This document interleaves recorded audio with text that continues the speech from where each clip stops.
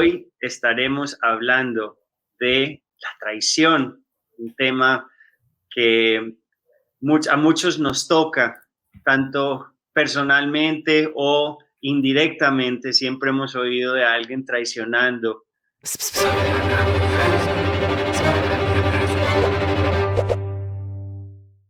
Vamos a comenzar y hablemos de Jesús.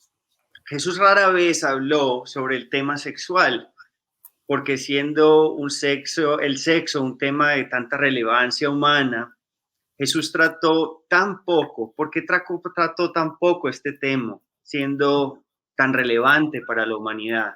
Creo que es una pregunta bastante interesante, Esteban, y al mismo tiempo nos lleva a múltiples reflexiones, porque las enseñanzas de Jesús, en primer lugar, hay que recordarlas que fueron tocadas o abordadas como parábolas, casi metáforas para nosotros, pero que en aquel tiempo reflejaba precisamente la madurez incipiente del pensamiento de todos aquellos que ahí se encontraban.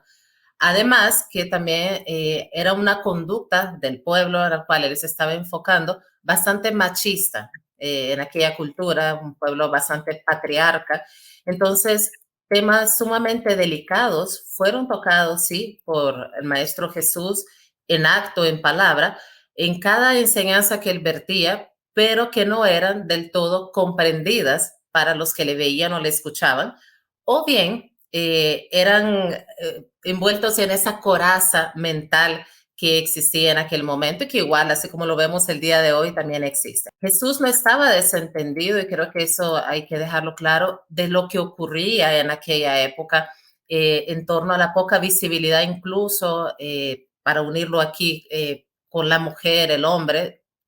Él sabía de la poca visibilidad que se le daba a la mujer, al punto que se le miraba como un objeto, o muchas conductas incluso incestuosas que ocurrían, o bien hombres, patriarcas incluso, teniendo relaciones sexuales con las sirvientas al mismo tiempo que estaban con sus mujeres. Entonces, él comprendía los múltiples casos de adulterio, de traición que se daba en aquella época, y era conocido por él los abusos también que existía de esa energía sexual, que es el punto de la pregunta. Él sabía de las imposiciones incluso que se le colocaba en torno al tema del sexo, que eran simplemente, y ojo aquí, una fachada para tapar lo que realmente sucedía en aquella época. Por ello, cuando nosotros hoy pensamos en tratar el tema del sexo y hablar de Jesús también, nuestro imaginario mental y colectivo crea un sinfín de mitos, y nosotros decimos, no, ¿cómo Jesús va a hablar de eso? Nosotros ya nos imaginamos la mirada de Jesús. Pensamos inmediatamente que el tema de la sexualidad no debería ser abordado por Jesús, porque sentiríamos como la mirada estricta de él, porque eso es lo que existe en nuestro inconsciente colectivo. Pero lo cierto es exactamente como un tabú. Y lo cierto, Esteban, es que nosotros podemos ver que todas las enseñanzas de Jesús iban enfocadas al patrón moral. ¿Y qué podemos decir? Y sobre la conducta sexual, y cuando hablamos de la moral, consecuentemente, cuando él hablaba de la conducta moral, él nos daba a entender que le estaba hablando, uno, a espíritus imperfectos, en lo cual predominaba mucho la parte de la materia, la sensualidad, frente a lo que era el espíritu. Y por ende, cuando estaba tratando el tema de la conducta moral, lo que él estaba buscando era iluminar la sexualidad, era iluminar ese tema acerca del sexo. Entonces, él habló de sobra acerca de esa temática. Sin embargo, frente a las condiciones de la época, frente al pensamiento incipiente que existía, la madurez del pensamiento, era difícil para aquella población comprender lo que hoy nosotros todavía nos hace falta comprender acerca también de esta temática. Hay una gran diferencia en nombrarlo a ella en vez de apuntar el dedo a ellos, a los hombres, en ese criterio, ¿no? Correcto. Yo creo que aquí el ejemplo más claro que nosotros tenemos es precisamente el de la mujer adúltera, que ha sido hablado y comentado muchísimo, pero que solo lo encontramos incluso, Esteban, en el Evangelio de Juan. ¿Verdad? En ningún otro lugar nosotros lo vamos a ver. ¿Y por qué? La pregunta es, ¿por qué solo ahí? Y es un llamado de atención que hace Jesús claramente frente a la pregunta que tú me realizas sobre por qué ella y no él. Y si lo contextualizamos, el pueblo judío vivía bajo el yugo de varios gobernantes en aquel momento.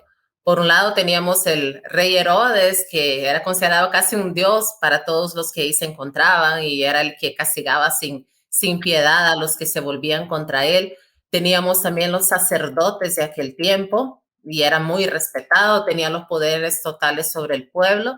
Y teníamos los doctores de la ley mosaica, que aquí es donde entra precisamente lo que nosotros conocemos como el caso de la mujer adúltera, porque ahí en el decálogo sale precisamente no cometerás adulterio y se castigaba con la pena de la lapidación. Y bien interesante cuando haces esa pregunta, porque eso nos lleva al contexto de cómo Jesús aparece en ese escenario precisamente con la misión casi imposible para aquella época de poder ayudar a comprender el papel relevante que tienen todos por igual, la igualdad. Y aparece la figura de la mujer, de esa mujer que es llevada con una turba de hombres, y los hombres ¿quiénes eran? Eran religiosos, eran los fariseos, y llevan a esta mujer con su pelo así despeinado, llorando, arrastrada. Si nosotros lo colocamos en ese contexto, imagínense el punto de lo que hablaba acerca del machismo que ocurría en aquel momento, y es llevada ahí frente a Jesús, y Jesús es puesto en una encrucijada en aquel momento para preguntarle entonces, bien, la ley de Moisés nos dice que hay que apedrear a la mujer, porque todavía no era a cualquier persona, no, era a la mujer, no es al hombre, porque cuando se comete el adulterio, ¿dónde están las otras figuras, los otros personajes que se incluyen? No, esta mujer fue sorprendida en adulterio y según la ley de Moisés debe ser apedreada.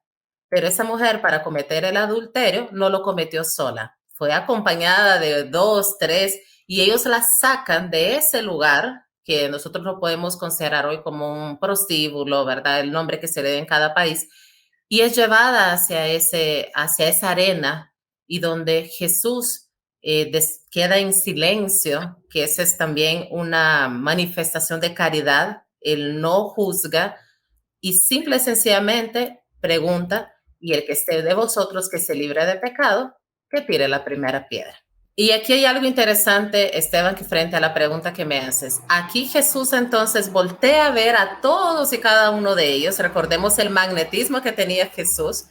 Y Jesús estaba lanzando el mensaje para los hombres que ahí se encontraban, para decirles a ellos también que eran responsables igual que aquella mujer del acto cometido. Entonces, lo que estamos viendo es un acto que pareciera justicia, pero que cuando se incluye la violencia es un tipo de injusticia. Y por eso Jesús ha sido uno de los personajes que le ha dado entonces una sacudida en ese tiempo para mostrar que hombre y mujer, porque él estaba hablando a los espíritus, no le hablaba a hombres o no le hablaba a mujeres, hablaba a los espíritus, que todos por igual cometían errores, para que haya época pecado, para lo que nosotros entendemos error. Entonces él tenía la autoridad moral para hacerlo, pero nunca juzgó, ni al hombre ni a la mujer. Simple y sencillamente como que nos desnudó, porque podemos decir todos, Jesús desnuda nuestros espíritus para precisamente hacernos entrever que todos poseemos esas corazas precisamente. Y hablando de errores, los espíritus nos dicen o nos recuerdan que cada uno de los espíritus siempre fueron creados simples e ignorantes, ¿verdad? O sea que el espíritu de Jesús alguna vez pudo haber cometido adulterio. Mire qué pregunta interesante. Yo hablaba de la cuestión de la autoridad moral, pero para tener una autoridad moral implica que las personas tuvieron que haber pasado una serie de experiencias para llegar a este punto. Jesús no llegó a ese punto de evolución de un espíritu puro sin haber pasado experiencias. Exactamente, él no transgredió la ley, él no pasó por encima de la ley, porque precisamente todo lo que nos vino a enseñar, él lo atravesó. Entonces, para llegar al punto de autoridad moral implica que él pasó por todas las experiencias de aquellos hombres y mujeres que ahí se encontraban. Y además de eso, yo creo que la profundidad de la pregunta también, Esteban, que me estás haciendo, nos lleva a entender también que a pesar de haber llegado a este punto, no juzga y no juzgó, sino que comprendió.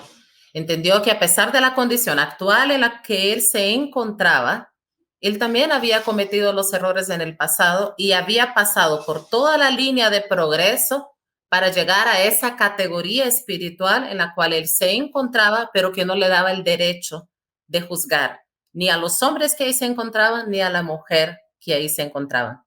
¿Dónde están los que te apedrean? Le pregunta a ella y después le dice, ve y no peques más, porque ahí está precisamente el principio de la evolución, no volver a cometer el error. ¿Qué fue lo que hizo Jesús? No volver a cometer el error. El Yo no sé cambio, si te... el Ajá. cambio de comportamiento, ¿no? Correctamente, el cambio de comportamiento. Esa es la tan aclamada reforma íntima de la cual todos los espíritas hablamos. Así es, y hablando de juzgar y no juzgar, ¿por qué nos encanta señalar con el dedo a los adúlteros? Cuando las investigaciones muestran que el 42% de los hombres lo han hecho una trampa y el 38% de las mujeres. También, correctamente. Mire, Esteban, yo creo que podemos tocarlo desde la estadística y podemos tocarlo desde el punto de vista espiritual. Y dentro de los dos, todos hemos traicionado de una u otra manera, todos, absolutamente todos, no hay ninguno que se escape de eso, porque igual adulterio, adulterar, falsificar, etcétera, todos lo hemos hecho. Tú dijiste, ¿por qué nos encanta hablar? Esa es también una forma de falsear lo que realmente somos, ¿verdad? Y si es en el campo de las relaciones de pareja o las relaciones conyugales, que es más comprendido por nosotros, todos hemos cometido error, el famoso, por eso dije pecado, hasta con el pensamiento. Y hoy las cifras estadísticas son diversas. Algunos, tú decías 42% de los hombres y 38% de las mujeres, pero hay una cantidad de cifras que apuntan que los hombres sí cometen más traición que las mujeres por una cuestión de cultura, que son más socialmente autorizados para hacerlo. Mientras que otros hablan que las mujeres son las que están igualando esa cifra hoy día. Y muchos de los estudios recientes apuntan que las mujeres pueden tener una mayor tendencia a entablar incluso una relación extramatrimonial por más tiempo, es decir, a transformar esa aventura en una relación más profunda que los hombres. Mientras que los hombres, ¿qué hacen? Logran separar esta parte de la conducta sexual y la parte del amor. Y entonces las relaciones son más fugaces o lo que nosotros leemos muchas veces, relaciones líquidas. Pero todos esos estudios deben ser estudiados a profundidad desde el factor cultural, desde el factor ambiental, personalidad, etcétera, ¿verdad? Lo cierto es, Esteban, para responder a tu pregunta, que el adulterio no tiene género. Y yo podría decir ahora, dentro de esta parte espírita, que los hombres de hoy fueron también las mujeres de ayer y viceversa. Y con esa perspectiva más profunda, el problema no está en la vestimenta, el problema no está si es hombre o si es mujer, sino que en la profundidad del espíritu integral y en la conducta moral, porque precisamente nosotros debemos recordar que los vicios no son del cuerpo, los vicios son del alma que lo anima, ¿verdad? Esa es la respuesta así contundente que podría brindar a esa pregunta. Bueno, y entonces es necesario perdonar al cónyuge adúltero y continuar con el matrimonio. Mira, Esteban, una pregunta que es compleja y lleva tiene muchas aristas, pero la doctrina espírita adopta los preceptos morales de Jesús y no vino a señalar el error y tampoco al que lo comete, sino a permitir a cada uno reflexionar y despertar esa conciencia a las verdades universales. No obstante, frente a la pregunta, cuando ocurre una traición en una relación de pareja, porque es precisamente la pregunta que me haces, sabemos que hay un dolor, hay una herida abierta que hay que sanar y que no todos lo hacen de la misma manera ni todos lo hacen al mismo tiempo. Es un asunto difícil. La gran mayoría de las personas que son traicionadas no desean lo mejor para la otra persona, ¿verdad? No es el prototipo. Desean lo peor, no quieren volver a ver a este ser nunca más. Y existen muchos casos de dependencia. Pasa un sinfín de situaciones. pero vamos a contextualizar cada caso y colocarlo en el tamiz de las situaciones de cada individuo. No es lo mismo perdonar y seguir un matrimonio donde ambos generan un compromiso afectivo de restaurar, de luchar por el matrimonio, de perdonar, que seguir con matrimonio, por ejemplo, donde existe un maltrato psicológico, un maltrato físico, un maltrato sexual. En todos los casos es importante salvaguardar la vida, la integridad física, la integridad moral de todos los involucrados, porque sabemos que hay que luchar por una relación hasta donde sea saludable para todos. Sin embargo, algo que sí puede hacer la pareja que recibe la herida de la traición es trabajar en el perdón. Y el perdón que no siempre implica rehacer la relación donde ya se perdió la confianza, donde posiblemente la relación ya está destruida, donde no es saludable mantenerla, sino en sanar la propia herida emocional que le vinculó a esa relación. Y con la comprensión de la doctrina espírita podemos saber que ninguna relación es por casualidad, sino que nuestras relaciones son causales. Así que no somos víctimas, sino que somos partes de un engranaje de causa y efecto, sea por otra vida, sea por elección de esta, porque no todo es de atrás, también es de esta. Y eso nos quita el rol de victimismo y nos pone como responsables. Entonces yo diría, perdonar es un desafío. No significa tener la actitud pasiva ni que voy a ser condescendiente. No, significa liberarse del dolor, de la ira y la tristeza, principalmente cuando hay hijos de por medio, que también reciben el golpe de esa herida, el golpe de la traición. Puedo concluir a esa pregunta que nadie está obligado a mantener los pies como en una tierra donde sabe que se irá hundiendo poco a poco con el paso del tiempo. Pero sí tenemos el deber de no permitir que la contaminación de ese lodo, de esa tierra, quede grabado en nuestros zapatos, que es ese resentimiento, que es ese rencor, porque el siguiente paso será la venganza. Y ese ciclo será interminable, todos traicionándonos entre todos, vengándonos del dolor y de la herida que un día no se tapó. Entonces, soltar es lo indispensable, Esteban. Así es, y conectas con la última pregunta que tiene que ver exactamente con eso. Cuando un esposo o una esposa engaña, ¿son los únicos culpables o esa pareja traicionada también tiene algo que ver con esos errores? Solo miremos el mundo en el que nos encontramos, un mundo de pruebas y expiaciones. No podemos decir que los que estamos aquí hay un más perfecto que el otro. No, aquí los errores son parte y son oportunidad para revisar nuestras acciones y nuestras mejoras espirituales. Yo dije, las relaciones no son por casualidad, son causalidades. Lo importante es revisar entonces nuestra cuota de responsabilidad presente o pasada que pude en ese caso haber tenido en una ruptura de esa confianza, la cual no siempre debe verse como un punto de una vida pasada que traicioné, entonces ahora voy a ser traicionado, ¿no?